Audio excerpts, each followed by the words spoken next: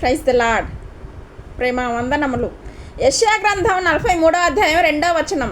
నీవు జలములలో బడి దాటునప్పుడు నేను నీకు తోడయ్యుందును, నదులలో బడి వెళ్ళినప్పుడు అవి నీ మీద పొర్లి పారవు అన్నాడు ప్రభు.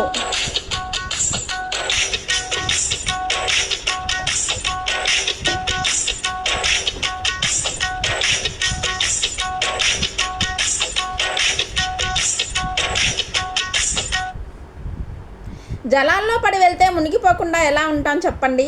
ఎందుకని ఆ జలాలు కానీ, ఆ సముద్రం కానీ, ఆ నదులు కానీ మనకు హాని చేయకుండా దేవుని పిల్లలు ఎలా కాపాడబడ్డారు? పాత నిబంధనలో, కొత్త నిబంధనలో ఆయన తోడై ఉన్నాడు కాబట్టి. ఈరోజు నిజమైనటువంటి అంటే భౌతికంగా జలాల్లోకి వెళ్ళనక్కర్లా. సముద్రం దాటించాడు దేవుడు ఇశ్రాయేలుని. 2 పాయలుగా చీలిపోయింది ఎర్ర సముద్రం. వారు ముందుకు ఆ సముద్రం మధ్యలో నడుస్తూ వెళ్ళారు. ఇరువైపులా నీరే, కానీ మధ్యలో వారికి చక్కగా ఆరిన నేల దేవుడు చూపించాడు. ఈరోజు వాక్యం వింటున్న నా సహోదరుడా, నా సహోదరి, మార్గం లేదని బాధపడుతున్నావేమో. నాకు ఎటూ తోచట్లేదు, ముందుకు వెళ్ళలేకపోతున్నాను, వెనక్కి వెళ్ళలేకపోతున్నాను. నా పరిస్థితి ప్రభువా ముందు నుయ్యి వెనుక గొయ్యిలా ఉంది.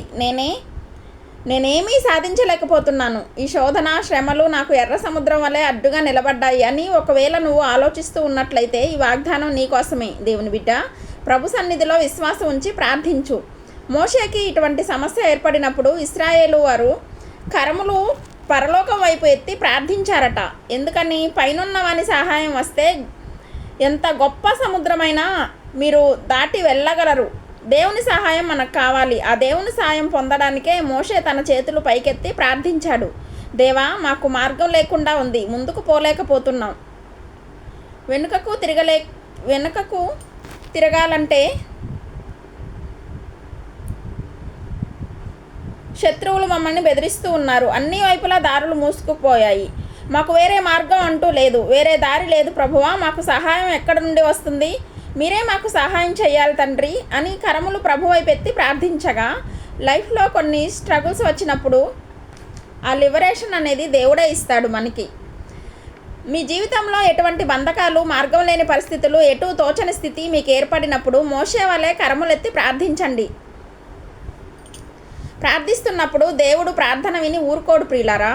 ఆయన సముద్రాన్ని కూడా చీల్చి 2 పాయలుగా మార్గం చూపించాడు. మీకు త్వరలోనే దేవుడు మార్గం చూపించబోతున్నాడు అని నమ్మితే దేవునికి స్తోత్రం చెప్పగలరా? హల్లెలూయా.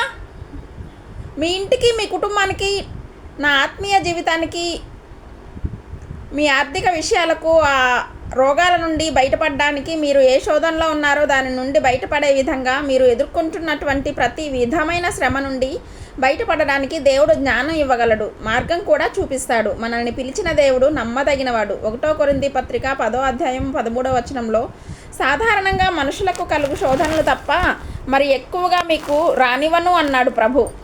ఒకవేళ శోధన కలిగినా శోధనను తప్పించుకునేటువంటి మార్గం కూడా ప్రభు చూపించబోతున్నాడు. ప్రార్థించండి, దేవుని సన్నిధిలో ఎదురు చూడండి. ప్రభు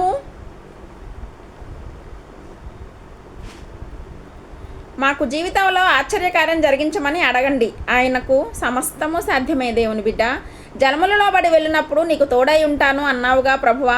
ఈ సముద్రం లాంటి సమస్యల ద్వారా నేను వెళ్తున్నాను, నా కుటుంబం వెళ్తూ ఉంది, మీ హస్తం నాకు తోడుగా ఉంచుతానన్నావు కనుక తప్పక నువ్వు నన్ను కాపాడుతావు తండ్రి. నేను ఈ వాగ్దానాన్ని నమ్ముచున్నాను ప్రభువా. అయ్యా, నీ సన్నిధి మాతో పంపుము దేవా. ఈ శోధనలు జయించే శక్తిని నాకు దయచేయి. ఎర్ర సముద్రాన్నే 2 పాయలుగా చీల్చి నీ ప్రజలకు సాయం చేశావు. అలాగే నదుల్లో పడి దాటినప్పుడు నీ సహాయం నాకు కావాలి ప్రభువా. అగ్ని జ్వాలల్లో పడి నడిచిన ఆ అగ్ని నన్ను కాల్చదని సెలవిచ్చావు ప్రభువా. ఆమేన్. చిన్న కీర్తన పాడుకుందాం దైవజనమా.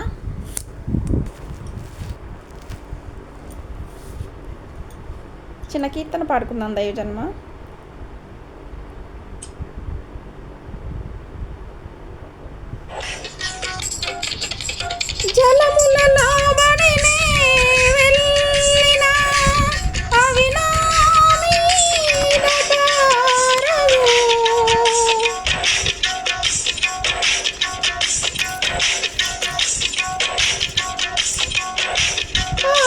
జలములలో బడినే వెళ్ళినా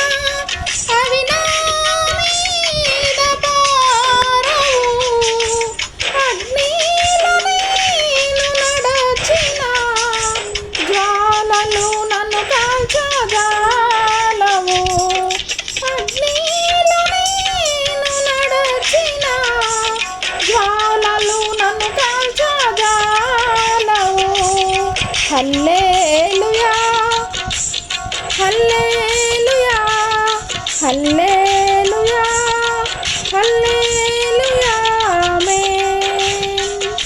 నేను వెళ్ళే మార్గము నా యేసుకే తెలియును. శోధింపబడిన మీదట నేను సువర్ణమై మారెదను. శోధింపబడిన మీదట నేను సువర్ణమై మారెదను. నేను వెళ్ళే మార్గము నా యేసుకే తెలియును.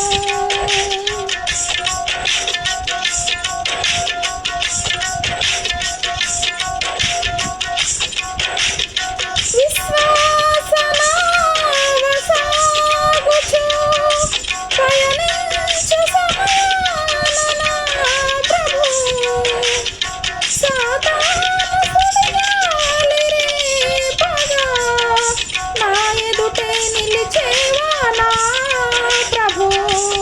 సాతాను సుడిగాలి రేపగా నా ఎదుటే నిలిచేవా నా ప్రభు.